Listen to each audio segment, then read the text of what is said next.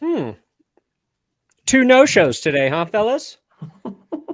Or did Slackers. we release Bree and Will? Salary, the cap hit is massive. We had need some dead Will. cap. Had need some dead cap, but it was time. It was time. Not Sorry, motivated. Will and Bree. You're going to save us money in 2024 and 2025, but you guys are dead to us now, just like the dead cap hit.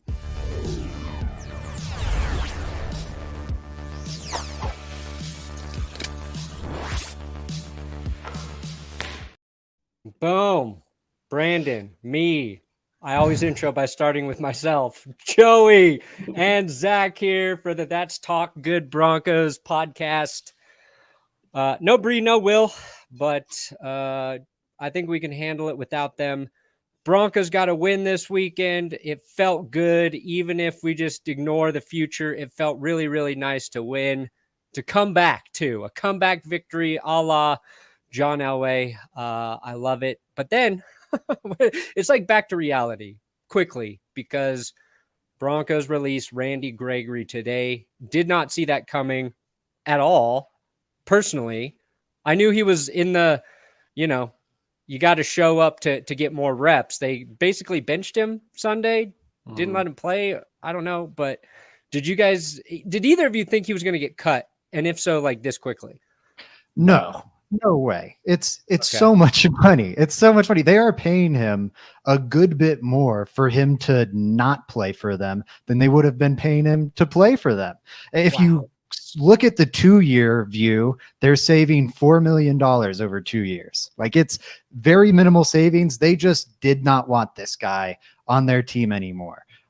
Taking up snaps, who knows why, but man, it just speaks to how bad that signing has turned out to be. It looked great those first 5 weeks. He was playing dominant, but ever since his injury, he has not been the same player.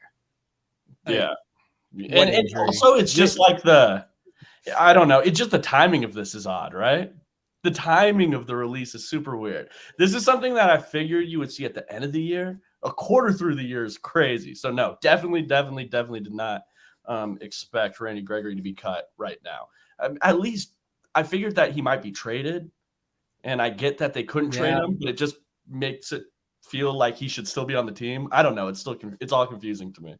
You know how I know Jerry Jones has less control in Dallas?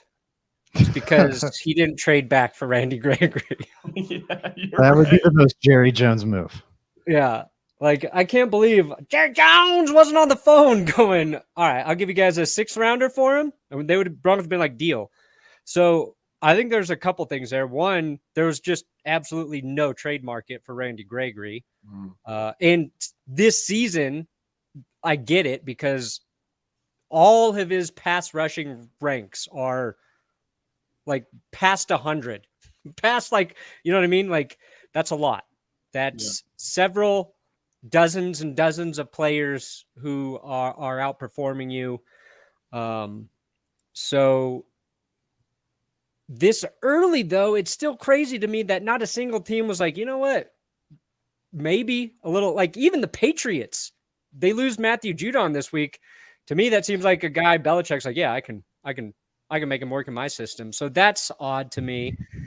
And how quickly it happened, I feel like there's got to be a disconnect there between Gregory and either Vance Joseph or Sean Payton. Somebody just was like, we can't have this guy around. Like, he's not just like specifically play related, but like he's bringing nothing to the team at this point. And that's very critical to say of Randy without like knowing anything going on. And I'm not trying to like put some shit on him that's not there. But I'm saying, like, when something happens like this, it feels like there's got to be more to it, right? Than just he's not performing. Yeah. I personally think, Brandon, I think that in that Schefter tweet, he specifically said the team wants to play younger players. Right. Which I think that could be led across to other positions. I don't know. I think by the trade deadline, you might see some more of these vets be moved, truthfully. But before we get to those other positions, though, I do think looking at this Randy Gregory thing, I think you're onto something, Brandon. I think people are too quick to jump to, oh, he didn't have effort or he was a locker room cancer or anything like that. I was in that locker room all last year, and that is one of the most beloved guys in that locker room. He is funny. He is affable. Right. Everyone loves Randy Gregory. I think what it is they, and at this point, his play is deserving of this, but they made him a backup. I think they made it clear to him that until something changes, he's a backup. And that was something he wasn't open to. Okay. I don't think it's anything more serious than that. My read on it is just like Aaron Rodgers. You know, if you demoted Aaron Rodgers behind Jordan Love, that might not have gone well in the Green Bay locker room. I think that's a dramatic example. I don't think Randy Gregory's Aaron Rodgers, but some players just aren't going to be down to be a backup behind some young guys. No, that's fair. And so, like, if that's the case, right, then maybe it's more of the Broncos weren't in a spot where they valued his services, but also, like, if he wanted out, they're doing him the courtesy of letting him go, right? Because there was two conflicting tweets about it today. One from Kliss, one from Albright. One said Randy Gregory asked to be released, and one said, the opposite of that. Yeah. I don't know what's true. You're saying he might have asked, they might have obliged. Somewhere in the middle there-ish. Maybe. I think the Broncos were willing to oblige. I think that's the important part. Most if Jerry Judy goes, like even Jerry Judy, who's another guy who might get shipped out, went to the front office and was like, hey, not working for me here, cut me. I think they'd go, nope. Sorry, Jerry, you're gonna wait 2 years until you're a free agent, because he provides value to this team. I think Randy Gregory provided no trade value and no immediate value, and they went, hey, in the long term, we can, save a small amount of cap if we cut him now. Let's just cut him now, and he can find a new landing spot. Yeah, I think part of it too is obviously Sean Payton in terms of like just the way he does things.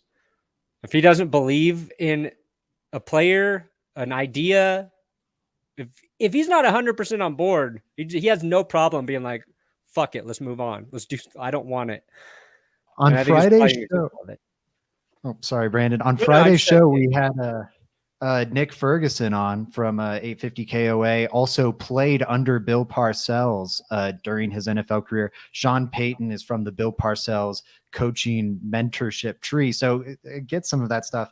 And he was telling us about how when Bill Parcells felt units weren't, maybe performing up to their caliber, or there was effort problems or just whatever. If he was unhappy with the way things were going, he was happy with the fire and brimstone approach and you see it with another Parcells disciple in Bill Belichick. If you show up late to a meeting, I don't care. You're cut. Like the standard is the standard. And I think that, like, not to say Gregory was showing up late to meetings or anything, but Payton has no problem going fire and brimstone.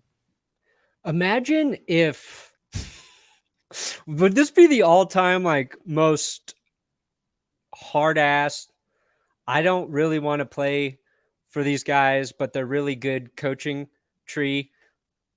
Parcells is head coach, Belichick is defensive coordinator, Sean Payton is offensive coordinator. They would wreck shop and run prison-like infrastructure. Yeah, I would hate that. It's hard. Press conferences would be hilarious. We would have a lot of content. Yes. We have a lot of content. Even guys, we were a defensive coordinator away from. Rex Ryan almost became defensive coordinator this season. It could have been crazy right now. But at least like Rex Ryan lets you know he's having fun sometimes. None of those other guys really do. And I would say Sean Payton is like the easiest going of those three, but that would be miserable. What would be like the best, the most likable coaching trio? McVay, I think McDaniel is 2, and then what? Staley is DC. You got McVay as head coach and McDaniel as OC. You got to include Hackett in there. He's never had a bad day. Hackett's your QB coach. Hackett's QB coach. Yeah. Yeah, the maybe QB coach. I think like the Hackett would be grading. I think eventually everything watching him in Hard Knocks, I was like, I get it, Broncos players. I get why you were totally checked out all of last year. I would have been too. No, it'd be Wade Phillips, DC. Dudes love playing for Wade. Yeah, that would be the move. Definitely. I think Wade, we got to sneak Hackett in there, McVay or McDaniel. I think that's a group. That would be a fun group. What is the cap savings, Zach? You're muted, Zach. You just muted yourself. Classic. I think they're treading water this year in terms of the overall cap hit. His cap hit would have been 16.1, and they're eating 16.1 by cutting him. Next year, his cap hit, I think, also would have been 16.1, and they're eating six of that. So no, I'm wrong. My math's wrong. They're freeing up 10 million, 5 million a year, I think, over these 2 years. But that's only coming into account in the second year. Yeah, it's like one of the biggest dead cap hits for a defensive player cut. I think the biggest dead cap hit ever for a defensive player. Third biggest for a position player, non-quarterback. It's ugly. It's seventh is almost generous because you look at the people that are in front of him and they're like a couple $100,000 in front of him. The difference between him and like fifth place, fourth place, where you're getting into quarterback range, like what the Seahawks ate to move off of Russell Wilson. You're getting up there now. This is near Carson Wentz level embarrassing contract. Yeah, that's crazy. But like the reason the Broncos were able to do it is last couple of weeks, Nick Bonito has been getting, I feel like, better every week. Jonathan Cooper's played well. Baron Browning's coming off of IR, right? Coming back into practice or whatever. So they're getting play from other guys. So that's one reason they're able to do it. I still think like you could argue for this defense specifically, you want as many bodies there as possible, but we're not going to worry about that for right now. Exactly. You're totally right. You would want more. It's just you're right. You nailed it, Brandon. It's just like something else happened behind the scenes. Something had to. You don't just get rid of this guy. Zach, you laid it out. You're paying the same amount, cutting him as you would be on the team. Like there's something else is going on. Yeah, and I don't even think it's like anything crazy. I'm just saying like maybe Gregory and Sean Payton just don't get along. You know what I mean? Like something as simple as that. Yeah, I think they were willing to, again, grant him this opportunity. I don't think I saw a comment about it. I don't think it's as simple as he was like, hey, guys, can you cut me? And they're like, yeah, for sure. They were fine letting him go. Again, to what you guys are saying, Dwayne Washington, who's taking Randy Gregory's roster spot, I think even with Randy Gregory's tape looking how it looked, I don't know if Dwayne Washington's a better player or is helping this team win games more in the now. So it's not, I don't know. It's not just like they had to upgrade that roster spot. There is a little more something to it. Yeah. I wouldn't have been surprised if Frank Clark was the guy who was released early this season. The Randy Gregory one is surprising. But this leads me to one other thing I want to talk about before we do whatever we're going to do today. It's been like there's Broncos fans who, before the Broncos won, specifically, willing to trade anybody and everybody, which maybe one or two guys here or there. Like I don't think you can trade everybody because I believe you need football players to win football games, even if some of them aren't, playing well right now. But I do think the Broncos are going to move probably one more player before the trade deadline. It's not going to be Pat Surtain. And anybody who wants to do that, I think is crazy. The two names that keep popping up, Cortland Sutton, Jerry Judy. Yeah. Joey, you give me just a reason or why you would move one of those guys. And then Zach, you take the other dude. Cool. I got it. I think, I'll talk about Jerry Judy. I've always been a huge Jerry Judy guy ever since he came out of the draft. Still am. I think Jerry Judy has a lot of potential and a lot of things that he can do well to a team. It's just the Broncos. We have to be kind of realistic with where they are. I think that's where it all starts. We're coming off a win, which is awesome. The Broncos win. Let's go. But it's against a Bears team, and you were down substantially to the Bears at some point in that game. And I don't think you can just flip your entire, hey, we just beat the Bears. We lost to all these other teams, though. You have to look at yourself in the mirror and be like, okay, we're probably not a very great football team. And how do we get draft picks? We can't trade Patrick Surtain. As you said, he's a cornerstone piece. Who can we trade, though? Where are we going to maximize? Where are we going to get picks? And I think Jerry Judy is going to be that guy. He's probably going to get you your most bang for your buck when you're trading somebody that is kind of, not a cornerstone to your team. So I think Jerry Judy, that's the reason why you would trade him. I'm hoping for at least a third back. I think a third is realistic, and I think that's something that a team will give up. I went out there and I said, I think Carolina makes a ton of sense. Bryce Young's really struggling out there, and they don't have any wide receivers to speak of. Their best wide receiver is a very, very old Adam Thielen. So, they need some help out there, and Jerry Judy or, the guy Zach's going to cover also makes sense over there. Yeah, I think Jerry Judy would be perfect for Carolina. Really quick, just piggybacking off of that point before I get back to the root question. He'd be perfect. They don't have any wide receivers that can separate. Bryce Young is a quarterback that I think is great at finding the open man, but no one's open. So give him a guy that can get open easily, and things might start going easier in Carolina. I'll give the case for trading Courtland Sutton, though. It way more aligns with the Randy Gregory deal. You cut Randy Gregory, this talented, expensive, yet injured player who, isn't what he used to be, isn't what he was when you gave him that contract. And as a result are trying to usher in these new guys and see what sticks. You're going to be given snaps to Thomas Incoom and Benito and Browning and Cooper. And some of these guys, I think Benito, Browning, Incoom are unknown quantities. I don't think we quite know what they are yet. They haven't played enough edge rusher in the NFL for us to know what they're going to be, but you're hoping for upside, hoping some pan out, even though some won't. That's what Jerry Judy is. Yes, he might not pan out. There's a lot of weirdness with Jerry Judy. He also was the most efficient wide receiver in the NFL last year against man coverage. And not only last year, but that performance last year was the best we've seen against man coverage since the tracking data is available. Dates back to 2014. Ooh. No one's been more dominant against man coverage than Jerry Judy was last year. There's something there that is special. It hasn't been unearthed yet. He has not lived up to that potential, but there is something there. Courtland Sutton, we know what he is, and it's not worth his contract value.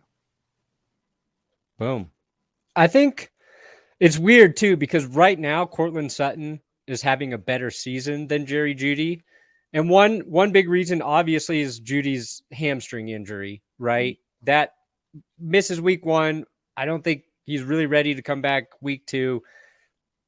Maybe he has a big game this week or next week.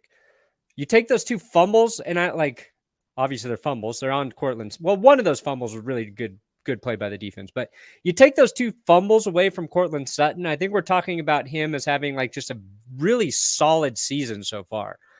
And I think those fumbles kind of negate some of the nice things he does as a receiver specifically who I feel like Russ trusts and kind of goes to when he needs a guy to make a play.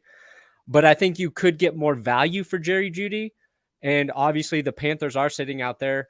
I would want a second rounder for Jerry. What year's Jerry on with his contract? I think he's 4. He's entering. He's in year 4 right now. So they have to fifth year him basically to keep him next year at this point. Yep. They've already given him the 5th year. You have to do that a year out. So yeah, he's set up for that now.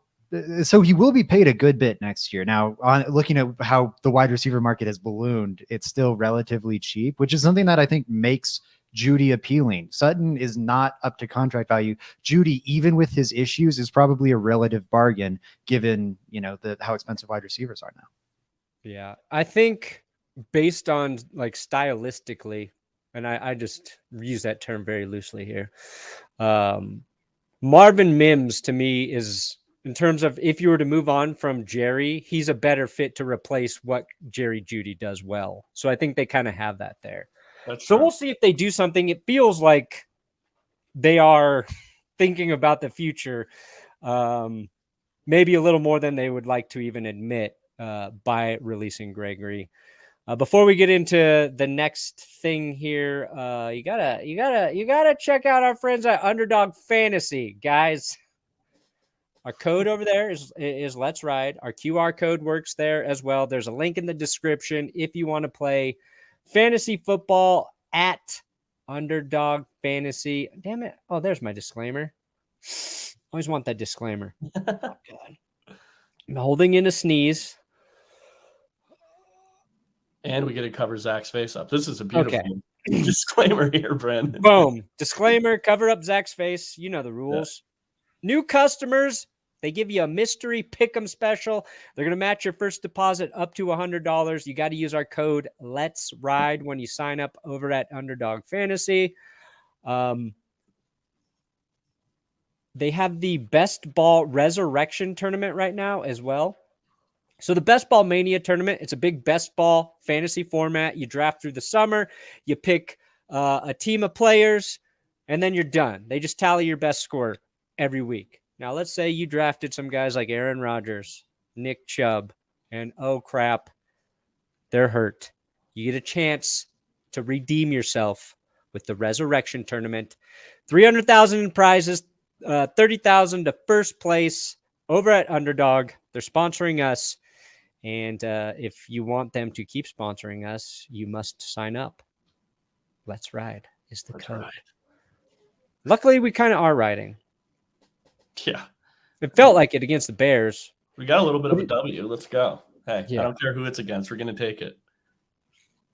It is hard because it's the Bears. And the matchup was in the Broncos' favor. Bad defense, our offense is good. This week is kind of opposite. Jets have a good defense. So we'll see. I'm feeling good. I'm feeling pretty solid. It was nice to imagine this team really bottoming out and maybe the good that can come from that. But ultimately, I do think this offense and this team is too good to be 1-3. The fact they went 28-7 to the Bears gives me some pause. It makes me think, oh shoot, maybe this team really is that bad. Because I don't think the Chiefs are going down 28-7 to the Bears. You know, they beat them 41-3. I don't think the best teams in the NFL are even putting themselves in that situation. But I do really believe in this offense. Yeah, and that's where my overreaction is. Even if we want to get into it. Yeah. No, I mean, I think the one thing, and we were talking about this right before we went live, guys returning to practice today, Justin Simmons, Josie Jewell, Baron Browning, Frank Clark, Mike Purcell, PJ Locke. That is 6 defensive players returning. Yeah. 6 basically starting caliber dudes. Now, all of them might not play this week. But yes, the Broncos defense has been bad. Yes, we have questions about Vance Joseph. But yes, every team deals with injuries. But that's 6 fucking guys on defense that we desperately need. And that's not even mentioning K1 playing corner. They released Isang Bassi as well. So a guy they tried to migrate in the mix there. Like, he's out. So I think they're really just trying to figure out personnel on defense more than anything. I mean, even just at safety, we're talking about, like, we have DTY starting right now. I mean, how far down the list did we have to go to get the DTY starting? He was drafted to be a special teamer. What was that, Zach? Go ahead. Sorry, I was saying he was drafted to be a special teamer and he couldn't live up to that. Well, damn. All right. That's what he's been so far as a rookie. I get it. But like, we had to go down Justin Simmons, Caden Stearns, PJ Locke. We had to move down the list to finally get to, okay, DTY starting. And I did think he looked better last week, but yeah. Hey, this is guys not supposed to be on the field. Like, we had to go through crazy circumstances to get where we are with our personnel on defense. Yeah, I think, and so like with Bassey being released. It's Jaquan McMillan, right? That's who they're gonna throw in, and he played against the Bears a good amount. Is that right? Yeah. Yeah. He started over there for them most of that game. Yeah. I thought he actually looked pretty good. Yeah. So it's it's the real silver lining is this defense is learning a lot about a lot of very young raw players, like you're saying, guys you didn't expect to have to play right now, and that's a hard thing to go through as a team. But if some of those guys emerge as being starters or very solid rotational pieces, and you know that when you go into continue to build your team via free agency in the draft, next season you're sitting in a better spot.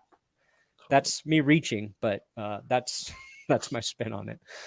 You're starting from ground zero, man. You can only work your way up. When you're using all of these young players, you can only go up. Like Drew Sanders, we all came into the season talking about, hey, he'll be a good situational player. What's going on? The guy started right off the bat. No offseason, like really to prepare. All of it. Like it's been really rough for this defense. The personnel has definitely been an issue. Yeah, and even getting Riley Moss back now, it's like, please save us, 3rd round rookie cornerback. Save us, save our season, please. Yeah. It's like that's not a good situation to be. No, and it's even Marvin Mims playing the way he has been awesome, and like early overachieving like expectations I had. So getting a look at a lot of young players is ultimately a good thing, assuming whatever they do in free agency next round is better than Randy Gregory and some of the other things they've had to do. And before the season or during preseason, I complained a lot about old William Lutz. 1L Will Lutz. Since week 1, been pretty solid. So there's my kicker take. Looking good for your prediction. You made the preseason Will Lutz is going to make 70% or 90% of his field goals prediction, and that's so far looking pretty good. Did I say that? Wow. Yep. That was he's at 85.7 right now. Ooh, but again, he'll get there. Willie Lutz going to get there. He's perfect since that first attempt against Las Vegas. So yeah, he's looking good. Are we doing more are we overreacting to guys right now? Is that what we're doing? Yeah, yes. Sure. I'll throw out an overreaction. I'll throw out a sizzling hot take. I think Sean Payton, although the Vance Joseph hire is bad, although this team is 1-3 right now and damn close to being 0-4, I think he's the savior this franchise needs. Man, we've been waiting. Hey, you wanted overreactions. We've been waiting 8 years to see some semblance of offense in this city, and Sean Payton's bringing it to us. Let's be real. And Russell Wilson's balling out of his mind right now. Russell Wilson, for as good as he's been throughout his career, as good as he's playing right now, has always had clear limitations. He can't attack the middle of the field, and he can't operate in quick game. He holds the ball too long, takes too many sacks. Sean Payton has broken seemingly all of those tendencies. I haven't seen the data yet on attacking the middle of the field, but quick game, Russell Wilson is having one of the best seasons of his entire career. He's having this incredible production despite his yards per attempt coming way down, and you're seeing him operate the short to intermediate parts of the field, which is something, if he's going to want to prolong his career, he's always had to do. He's never been able to do it. One off season with Sean Payton, and he's doing it at the 15th highest level in the league, which isn't outstanding, but he was 30th last year in that same department. So this is unbelievable. You look at EPA per play, a stat I really like, looking at how much quarterback is kind of creating for the offense. Brock Purdy and Tua are on their own stratosphere. That's being inflated a ton by how ridiculous those 49ers and Dolphins offenses are. But after them, the top 7 goes Josh Allen, Dak Prescott, Russell Wilson, Justin Herbert, Patrick Mahomes. He's playing like an elite quarterback this year. He is playing like a quarterback getting paid $55 million a year. I did not think this was going to be possible. I think a lot of it, again, is Sean Payton creating the offense for him, but that's what you wanted him to do. I mean, this has to be surpassing the wildest reasonable expectations about what Russell Wilson would be this season. He looks like Drew Brees, and those were outside of their height, antithetical quarterback. They were completely opposite, polar opposite styles of quarterbacking. I don't know. Tip of my hat to Sean Payton. I feel very excited about what the future brings, whether it's without Russell Wilson, with Russell Wilson. This is a guy who's undefeated with Teddy Bridgewater, who's got a winning record with Jameis Winston. I mean, he's a pretty good head coach. Yeah, and I think like the one thing that gives me hope that it can get quite a bit better is I have not been very impressed with the Broncos run game yet.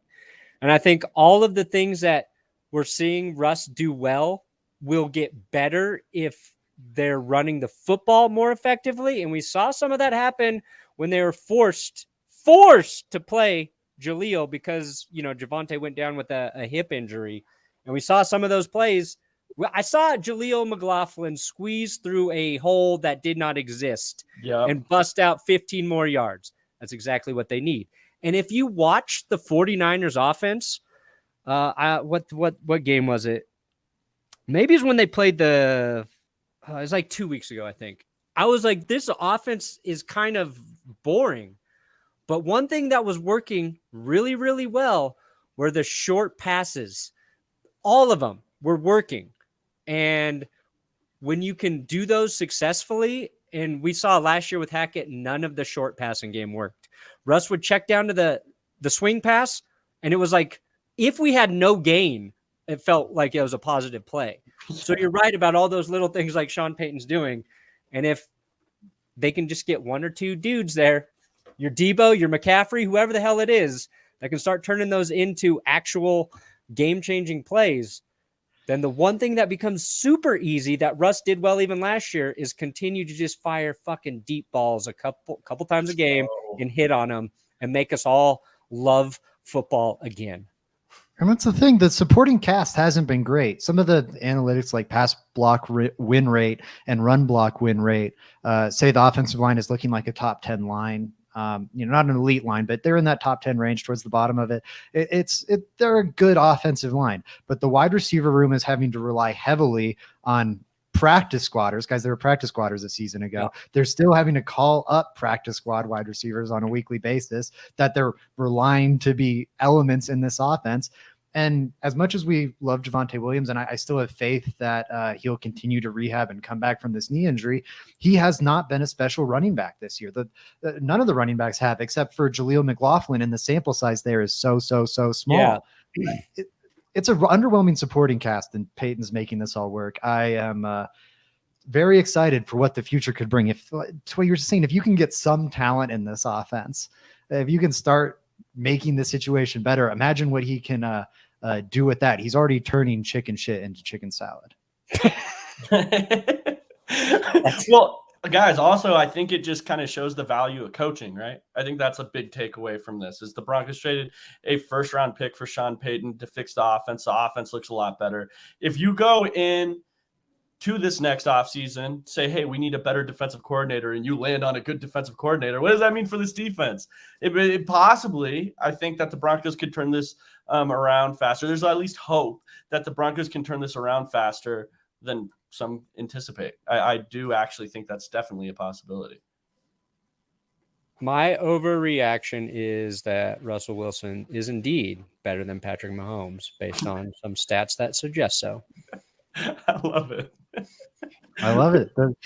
Well, I cited the EPA one. It's there. And then if you look at EPA CPOE composite, which I'm not as big of a fan of, but CPOE looks at it uses the crazy next-gen stats traffic data we have, or tracking data we have, to determine how accurate quarterbacks are relative to the difficulty of throws they're doing. And Patrick Mahomes is really underwhelming in that quality. Overall, he's ranked 12th right now, one spot behind Joshua Dobbs, who's been sneaky pretty good. Russell Wilson's 4th.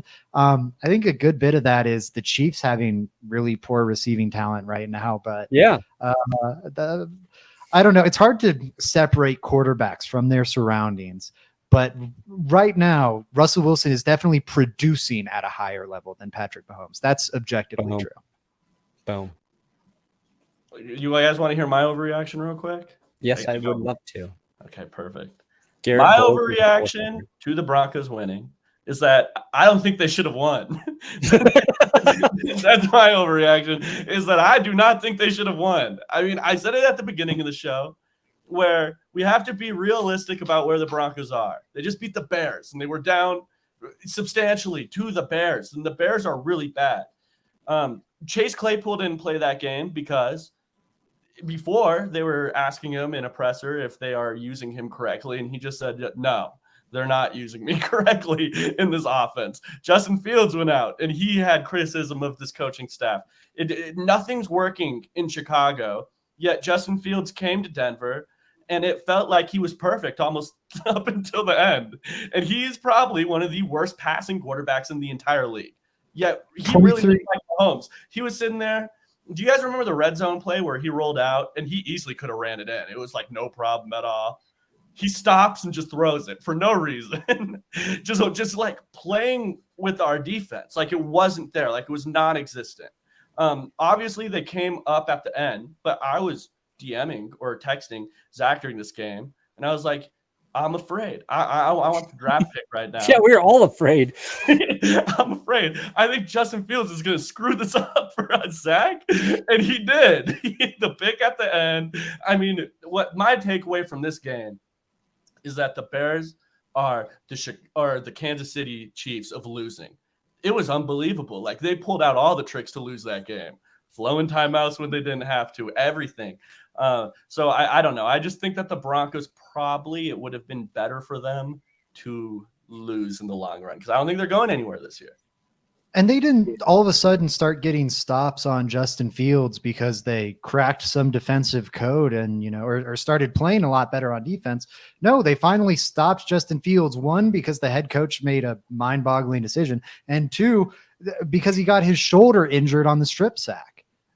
And then he couldn't throw the ball anymore. Oh, Fields got hurt. It was his throwing arm. He got injured on the Jonathan Cooper strip sack, and it's why he couldn't really throw the ball from that point forward the rest of the game. Wow. Up until that point, he had a perfect passer rating. As Joey said, he's probably the worst passer in the NFL. I was listening to, I think it was the Ringers NFL podcast. They just joked that Mohamed Sanu is probably a better passer than Justin Fields. Like that is the level that was before the Broncos Bears game, but that's the level where it was getting to. This guy could not throw the football through 3 quarters against the Broncos. He's 23 of 24 with a perfect passer rating. And it wasn't just dink and dunks and wide receivers making plays on bubble screens. It was downfield passes. I cannot believe how troubling that performance was. Yeah, it was. There were a couple really great throws he made when he was playing well. Like I was like legit impressed. But there were also throws that just made me loathe the Broncos defense because they just weren't covering Cole Kmet for whatever reason. And it was confusion. It was confusion in the secondary, between the secondary and the linebackers, not knowing who's supposed to be covering him. And he just, Fields saw the most wide open guy on earth twice. And just, there you go. But yeah, when your first incompletion and is a Hail Mary attempt, it's really embarrassing. It is. And it felt embarrassing. But they got back into it. I didn't see because I stream during the games too. Yeah. So I don't hear really anything it's happening. So I get a weird, my take on the Broncos isn't as good as it used to be because I'm talking through the fucking game. So I missed things. I had no idea that Fields might have injured his shoulder in that game until this very moment. So I was going to go for another overreaction that the Broncos defense is fixed. So I'm not going to say that now. Yeah, I'm not sold on that yet. I cited the advanced quarterback stats to fluff up Russell Wilson. Last week, Justin Fields, among all quarterbacks, ranked 6th in EPA per play and 5th in EPA CPOE composite. So it wasn't just he was tearing it up on the ground. He was destroying this defense through the air. And that makes me very scared for the future. Especially you highlighted a game like the Jets. What happens if the Broncos play a good defense that is able to slow down that offense some, and meanwhile the defense is making every single quarterback look like Patrick Mahomes? It's going to be hard to win games. Yeah. And this week's great since we the Bronco, I'm a Bronco. Since we play the Jets, who just gave the Chiefs offense trouble. They slowed him down. And that was one of Mahomes' worst games I've seen outside of last season when he threw those 3 picks against the Broncos after they were up by a bunch. So nobody really cared. If the Broncos can just score more points on the Jets and Russ can outplay Mahomes specifically against the Jets next week, we are running with Russell Wilson is better than Patrick Mahomes. And we're going to run hard. Even if they lose the game, even if it's 28-31, which just feels like going to be a lot of Broncos scores this season. That's the only thing I'm rooting for in that game. Just look better, play better, score more points than the Chiefs offense. I don't really give a shit what happens on the other side. 28-31 is the new 16-9. I'm excited for it. And I want to say I'll be scared if the Broncos defense makes Zach Wilson look good, but he kind of looked good against the Chiefs. And I think the Chiefs actually have an under the radar, very good defense right now. So I totally agree. It's not like Mahomes has been world beater so far this year. Honestly, he hasn't been. The Kansas City Chiefs defense has been really, really solid. Yeah, it's kept him in games. I think when Kelsey's fully healthy, maybe that changes things for Kansas City, or once that next receiver kind of emerges, but they're definitely lacking there. And it's interesting to see because it's been how many damn years? A trillion. Does it seem like you can slow him down at all? It's I don't know if the defense can somewhat improve, become respectable over these next 2 weeks as they get all those bodies back, and they are all contributors. I don't know. Maybe they can win a shootout. It'd be nice. I don't know. It'd be really nice. It's embarrassing that the Broncos have 2 of the 4 or 5 longest active losing streaks against divisional rivals. It'd be nice to snap at least one of those this season. I wish our only win would have come against the Chiefs, but the Bears screwed that up. Because I still want that number 1 pick. I really do. I do too. Colts last year. Colts got Anthony Richardson and got a little win over the Chiefs. That would be. I'll take a season like that. Get a prodigious young quarterback and get a win over the Chiefs. Not a bad thing. Not a bad season. No. All right, we did a podcast, huh, guys? 42 minutes. Not bad. We did. Talk. Hop in the backpack, Will and Bree. Hop in the backpack. No, they have been released. They're not coming back. Good night. Oh shit, Will's gone. Good luck. One of you guys say good luck. Good luck. Good luck. Nope. You got to say John Elway played his entire career without an ACL. Then I say, God, I don't even know my own sign off. Oh, this is a nightmare. We are the Broncos defensive podcasting.